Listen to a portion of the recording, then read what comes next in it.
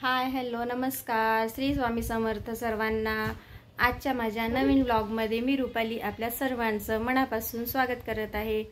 तर आज मी निघाली आहे गावाला जायसाठी आणि गावी शेतात आमच्या पेरण्या आहे, तर पेरण्याची यादी पूजा वगैरे करायची आहे। तर मी ते तुमच्याबरोबर शेअर करणार आहे। ते संपूर्ण बघण्यासाठी तुम्ही माझा पूर्ण व्हिडिओ बघा आणि आवडल्यास लाईक करा, शेअर करा आणि सबस्क्राईब करायला विसरू नका।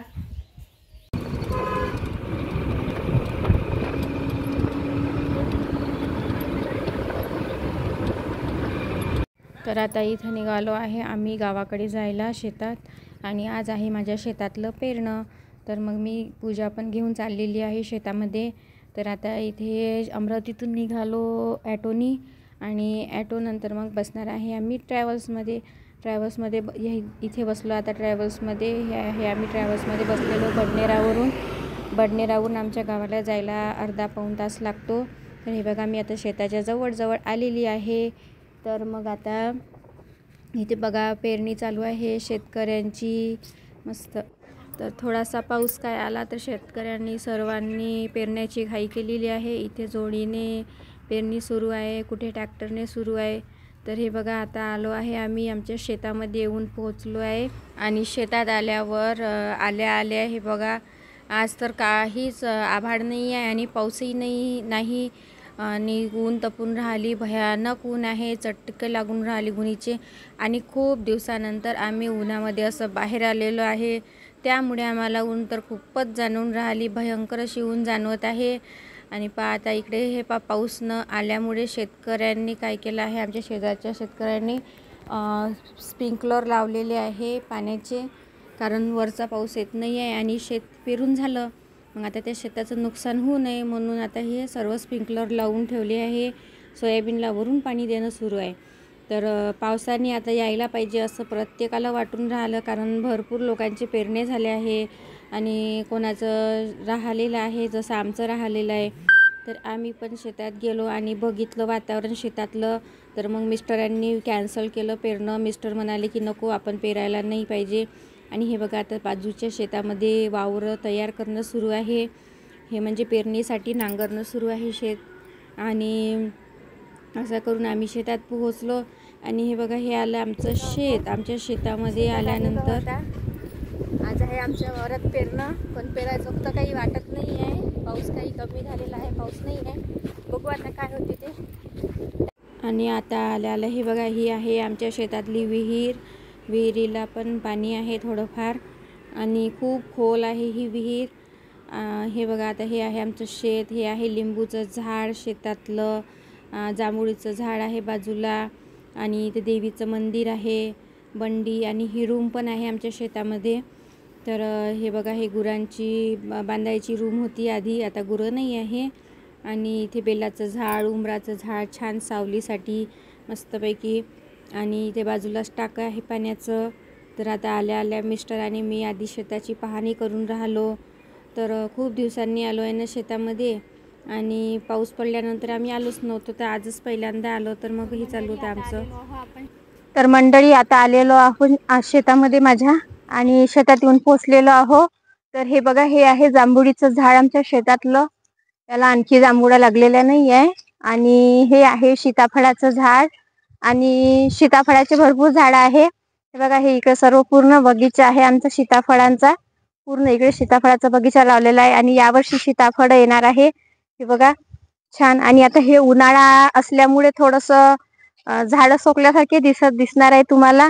आणखी पावसाळा झाल्यावर आपण परत येऊ एकदा पीक निघाल्यानंतर। तर आता या सीताफळाला फळं लागण्यासाठी छोटे छोटे असे फुलं आलेले आहे।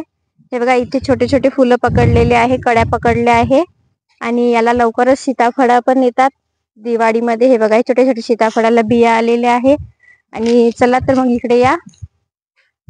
तर हे आहे जांबाचं झाड, इथं मस्तपैकी याला छान जांब येतात। आता सध्या फुलं धरलेले आहे, छोट्या छोट्या कळ्या आहे, भरपूर झाड आहे आपल्या शेतामध्ये वेगवेगळे। हे फुलांचं झाड आहे पांढऱ्या, आणि इकडे पण झाड आहे। हे आहे आपलं औषधीचं झाड खंडू चक्क्याचं, हे मी तुम्हाला घरी दाखवलेलंच आहे, घरी पण आहे हे झाड। आणि त्यानंतर इथे गोडलिंबाचं पण झाड आहे, हे बघा छान पाला याचा, छान मस्त सुगंध येतो। मस्त गावरानी गोडलिंब आहे हा. आणि इकडे आहे हे डाळिंबाचं झाड लावलेलं आहे. आणि हे आहे आपलं अंजिराचं झाड. याला अंजीर लागलेले आहे. सध्या एकच अंजीर दिसत आहे मला, नाही तर भरपूर अंजीर येतात याला मस्त असे. ते अंजीर तोडलंय मी झाडाचं. छान लागते हे खायला, गोड आणि चांगलं आहे. याचे बरेचसे गुणतत्व आहे अंजिराचे, ते तुम्हाला दाखवणार सांगणार आणखी. आणि इकडे ह्या साईडला पूर्ण असे जांबाचे झाड आहे हे सर्व. हे असे आणखी समोर पण लावले होते, ते आता उन्हाळ्यामध्ये वाढले आहे झाड.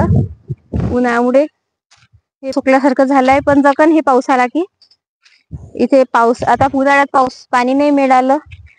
आणि आणखी झाड आहे आपल्या शेतात, मी आणखी दाखवते तुम्हाला झाड. सर्वात आधी आता आपण देवीची पूजा करून घेऊ आलेलो आहो, कारण 12 वाजत आलेले आहे. देवीची पूजा व्हायची आहे. चला तर मग आता आपण देवीची पूजा करू. तर आता इथं आपण आलेलो आहोत देवीच्या मंदिरामध्ये. आम्ही पेरणे करायच्या आधी देवीची पूजा करत असतो. तर इथे मी आता देवीची आसरामाईची पूजा करून घेत आहे. हे बघा, हे आहे आमच्या शेतातले आसरा. मस्त छान यांची पूजा करते. पंचामृतनं आंघोळ वगैरे करून घेते मी मस्तपैकी देवीची, आणि मग करणार आहे पूजा. तर आता इथं पंचामृतनं आंघोळ करण्यासाठी मी दही, दूध, तूप, साखर सर्व घरून घेऊन आलेली आहे. तर आता इथं करून घेत आहे मी देवीची पूजा. हे बघा, आता इथं हवेमुळे माझा आवाज काही व्यवस्थित येत नव्हता, म्हणून मी इथे आवाज कट केला आणि घरी आल्यानंतर मग व्हॉइस टाकलेला आहे. तर हे बघा, आता इथे दह्यानी मस्तपैकी देवीची आंघोळ करते. दही आणि दूध आणि सहज, साखर आणि तूप ह्या सर्व पंचामृतने आंघोळ करून घेते देवीची. आणि त्यानंतर मग देवीला स्वच्छ पाण्याने धुतल्यानंतर मस्त कापडाने पुसून घेते. आणि कापडाने पुसून घेतल्यानंतर मग मस्तपैकी शेंदूर लावते मी देवीला. आणि मग नंतर करणार आहे देवीची पूर्ण पंचोपचारे, हळदी कुंकू वाहून पूजा. तर हे बघा, आता इथे मस्त दूध टाकून घेतलं आणि पाण्याने पण थोडंशी धुवून घेते. खूप दिवस झाले देवीची पूजा न झाल्यामुळे देवीचं मंदिर थोडंसं असं आपल्याला थोडंसं खराब दिसत आहे. तर माफ कर जा, सॉरी. आता मी स्वच्छ करण्याचा प्रयत्न करते, माझ्याकडून जितकं झालं तितकं. आणि हे जे खाली गंध दिसत आहे कापड, तर तो काढता येत नाही, कारण आपल्याला देवी उचलता येत नाही. आणि हा जेव्हा आम्ही देवीची स्थापना केली होती तेव्हा इथे मंदिरा म्हणतात त्याला, तेव्हा टाकला होता आणि त्यावर देवीला स्थापित केलं होतं. तर आता ते मंदिर तर काढता येत नाही, म्हणून मग आता त्याच्यावरच ह्या देव्या आहेत. ज्यावेळेस तो एकदम कापड सोडून जाणार तेव्हा मग तो ओढून काढून घेऊ. तर आता इथे अशी पूजा केली मी देवीची. अगरबत्ती, धूप, दीप लावून आणि शेंदूर पण इथे भिजवलेला आहे. आधी दिवा लावून घेतला, अगरबत्ती लावून घेतली. मस्तपैकी सुगंध येतो अगरबत्तीचा, तेव्हा खूप मनाला प्रसन्न वाटते आणि पूजा केल्यासारखंही वाटते. म्हणून मी आधी अगरबत्ती लावून घेतली. आणि तसंही कुठलीही पूजा करण्याच्या आधी दिवा लावायचा असतो. तर इथे दिवा लावून घेतला. आणि हवेमुळे ना दिवा राहणंही पण कठीण होतं, कारण खूप भयंकर अशी हवा सुटलेली होती. तर इथे आता शेंदूर लावून घेतलं मस्त देवीला आणि हळदी कुंकू लावून पूजा. तर मग आता इथे हळदी कुंकू लावून मस्त देवीची पूजा करून घेते. अक्षित वाहते. आणि मला फुलं काही मिळाले नाही येताना, पण मी अमरावतीमध्ये बघितले फुलं, तर मला काही फुलं मिळाली नाही येताना. आणि त्यानंतर मग इथे शेतात आल्यावरही फुलं नव्हते, कारण आता उन्हाळा झाला, पावसाळा झाली आहे सुरुवात, तर थोडासा फुलं वगैरे लागायला वेळच लागणार आहे. तर इथं आता देवीला हळदी कुंकू वाहिल्यानंतर मी देवीची ओटी भरून घेते. आणि देवीची ओटी खणा नारळांनी पूर्णपणे भरून घ्यायला पाहिजे, कारण शेतामध्ये आपल्या देवी आई आपल्याला इथं आता इथं देवी आई आपल्या शेताची राखण करते, आपल्याला पिकवून देते. तर तिची तर आपण विधिवत पूजा करायलाच पाहिजे. तर मग मी इथे आसरा मायची पण ओटी भरून घेते. आणि त्यानंतर मग मी धरणी मायची पण ओटी भरून घेणार आहे. इथे देवीची ओटी भरून घेतल्यानंतर नैवेद्य वगैरे सर्व आता ठेवून घेते मस्त. मी घरूनच दही भाताचं बोनं पण आणलं होतं बनवून, आणि नैवेद्य बनवून आणले होते. पूर्ण 7 देवीच्या नावाचे 7 नैवेद्य आहे इथे. आता देवीला आरती लावते अशा प्रकारे मस्त केळीच्या पानावर नैवेद्य ठेवलेले आहे. आणि पूर्ण दिवे लावून घेते.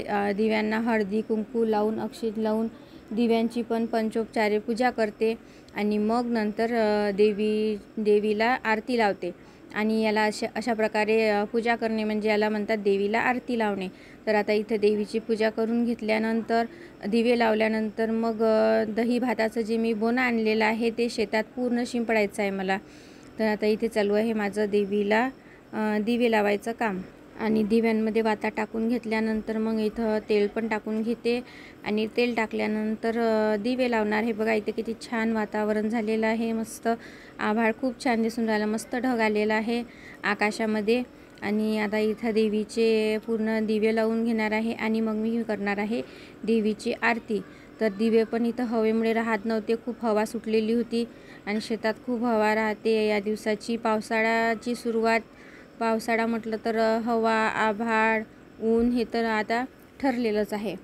तर इथे माझे पूर्ण दिवे लावून झाले. त्यानंतर मी इथे दिव्यांवर ठेवत आहे दही भाताचं बोनं. याला दही भाताचं बोनं असं म्हणतात. याच्यामध्ये दही, भात आणि साखर आणि थोडंसं तूप टाकल्या जाते आणि हा नैवेद्य देवीला ठेवला जातो. तर आता इथे देवीला नैवेद्य वगैरे ठेवला आणि आता मी करून घेणार आहे देवीची आरती. आणि देवीची आरती सर्वात आधी मी गणपतीची आरती करून घेते आणि गणपतीची आरती झाल्यानंतर मग करणार आहे देवीची आरती. तर इथे खूपच हवा आहे. तर आता झालेली आहे माझी आरती करून. मग मी इथे कापूर वगैरे पण लावून घेतला, देवीला ओवाळून घेतला कापूर पूर्ण शेतामध्ये आणि केदारला पण दिला आणि मिस्टरांना पण दिला कापूर. सर्वांनी कापूर घेतला. इथे पूजा केली, नारळ वगैरे फोडायसाठी घेतलं. पेरायच्या आधी नारळ फोडायची पण एक ही पद्धत असते. आणि जे आपण शेतामध्ये धान्य पेरतो तर ते पण देवीजवळ थोडंसं ठेवल्या जाते. तर आज ते तर काही मला ठेवणं शक्य झालं नाही, कारण आम्ही बॅग फोडलीच नव्हती पेरण्यासाठी, पेरणं कॅन्सल झाल्यामुळे. तर मी म्हटलं चला म्हटलं आता पेरणं कॅन्सल झालं ते ठीक आहे, पण आपण आज पूजा आणलेली आहे तर ती पूजा आधी करून घेऊ. नंतर मग परत ज्या दिवशी पेरणं करतील त्या दिवशी मग देवीजवळ ते धान्य ठेवता येईल. तर आता इथे पूर्ण दिवे विजू जात होते. मग मी सर्व दिवे लावून घेतले आणि पूर्ण शेतामध्ये इथं दही भाताचं जे बोनं आणलेलं होतं ते मी फेकत आहे. याला दही भाताचं बोनं फेकणं म्हणतात. त्यानंतरच मग शेतामध्ये पेरणी करत असतात. तर या दही भाताच्या जे शिंपडण्यामध्ये काहीतरी कारण असेल ते तर मला माहीत नाही, पण ही परंपरा खूप जुनी आहे. माझ्या सासूबाई पण अशा प्रकारे शिंपडत होत्या दही भाताचं बोनं. आणि मग इथे मी आली बेलाच्या झाडाखाली पूजा करायला. तर बेलाचं झाड खूप खालून पण फरदडलेलं होतं, तर तिथं बसताही नव्हतं येत. मग मी कसे तशी बसून बेलाच्या झाडाची पूजा केली. तिथे मी घरून आणलेल्या पिंडी पण ठेवलेल्या आहे महादेवाच्या, त्या पण त्याची पण पूजा केली. आणि आता इथे भरत आहे मी धरणीमाईची ओटी. धरणीमाईची ओटी भरून धरणीमाईला शांत करायचं असतं, त्यांच्याकडून मागायचं असतं की आई मला भरपूर पिकू दे आणि आमच्या कष्टाचं फळ आम्हाला मिळू दे. बस एवढीच मागणी देवीला असते. तर अशा प्रकारे इथे देवीची ओटी वगैरे भरून घेतली मी. आणि त्यानंतर मग चला आता पूर्ण शेत बघून घेते. आणि इथे केदारच्या हातानं नारळ पण फोडून घ्यायचा आहे. एका दणक्यातच नारळ फोडलाय केदारनं. केदार चांगला आता ताकदवान होऊन चाललेला आहे, मोठा झालाय माझा केदार, भरपूर ताकद वाढलेली आहे केदारची. तर आता इथे झालेला आहे नारळ फोडून, पण त्याची नाराजी होती की नारळ फोडलं आणि त्याला पाणीच नाही मिळालं प्यायला नारळाचं. त्याला पाणी खूप आवडते नारळामधलं. तर नारळ फोडून घेतलं, देवाला प्रसाद वगैरे ठेवून घेतला. तर या सगळ्यांनी जेवण करायला. आता आम्ही जेवण करत आहे शेतातलं मस्तपैकी छान डब्बा पार्टी करणार आहे आम्ही. आता आज आणलेलं आहे आम्ही जेवण घरूनच. शेतातमध्ये छान जेवण होते मस्त. आधी आम्ही रोज आनंद जेवणाचा आणि आज आम्ही खूप दिवसानंतर ही मजा घेत आहे, कारण आता मुलांच्या शिक्षणामुळे मी शहरात राहायला गेली, अमरावतीला राहायला गेल्यामुळे आम्हाला हा आनंद उद्भवता येऊन नाही राहिला. तर चला म्हटलं मग आज आपण शेतात डबा पार्टी पण करू, आपली पूजा पण करणं होते आणि डबा पार्टी करणं होते, म्हणून आम्ही आज आलेलो आहोत शेतामध्ये. तर या सर्व मंडळी जेवण करायला छानपैकी इथे आणलेल्या आहेत चपात्या आणि मस्त असा झुणका आणला आहे आणि मोठची भाजी पण आणली आहे आणि त्यासोबत मस्तपैकी फोडलेला असा कांदा. तर या सर्वांनी जेवण करायला.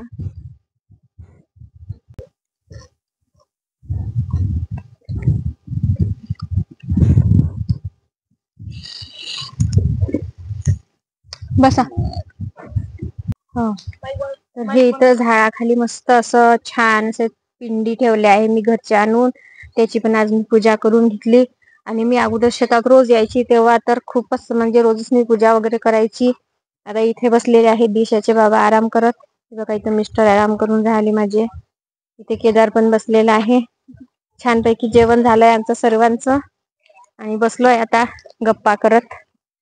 तर हे आहे आता इथे वडाचं पण झाड आहे एक लावलेलं. सगळेच झाडं लावले आम्ही. आम्हाला झाडांची खूप आवड आहे. मिस्टरांना पण खूप झाडं आवडतात लावायला. हे बघा हे इथे वडाचं झाड आहे. हे आणखी एक उंबरीचं झाड आहे आणि हे आहे पिंपळाचं झाड. सगळे झाड आहे इथं शेतामध्ये. तिकडे कडुलिंबाचे झाड आहे आणि ती लाईन जी आहे हे पूर्ण कडुलिंबाच्या झाडाची जी लाईन आहे तिथून आमचं पूर्ण हे असं शेत आहे. हे पूर्ण शेत आहे आमचं. ही शेतातली रूम, कोठा गाईचा ढोरांचा.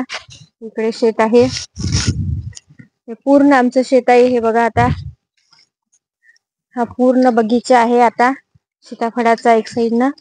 तर हा 1 ते 1.5 एकराचा बगीचा आहे आमचा. आणि हे आहे आवडीचं झाड. या आवडीच्या झाडाखाली छान असे आंबाडीचे छोटे छोटे रोप निघालेले आहे. हे बघा मस्त आंबाडीचे झाड निघाले आहे. याची छान भाजी होते आणि आंबाडीच्या लाल बोंड्याचे पण झाड निघाले आहे. तर बोंड्यांची पण छान भाजी होते, मस्त चटणी होते. आणि हे आहे इथं करवंदाचं झाड. तर आता बघू आपण करवंद लागले आहे की नाही. इथं नाही करवंद लागायचे. तर हे आहे आमच्या शेतातलं करवंदाचं झाड आहे इथं. आणि त्यानंतर हे आहे ऍपल बोरचं झाड. तर सध्या तर आता याला पानं नाही आहे.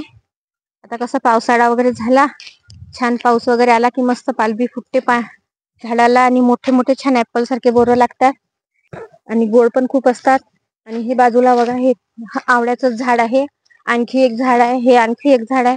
असे 3 आवळ्याचे झाड आहे. आणि हे आहे मुंगण्याच्या शेंगाचं झाड. आता हे सर्व पाला वगैरे गेलेला आहे, झडला आहे आणि शेंगा वाळून गेल्या. चला तर मी आता इथेच व्हिडिओची एंडिंग करते. आणखी व्हिडिओ वाढवल्यास खूप मोठा व्हिडिओ होणार. मग तो मोठा व्हिडिओ तुम्हाला पाहायला पण नाही आवडणार. त्यामुळे इथेच मी आता व्हिडिओची एंडिंग करत आहे. आजचा व्हिडिओ आवडल्यास लाईक करा, शेअर करा आणि सबस्क्राईब करा. आणि कसं वाटलं माझं शेत तुम्हाला मला कमेंटमध्ये नक्की सांगा.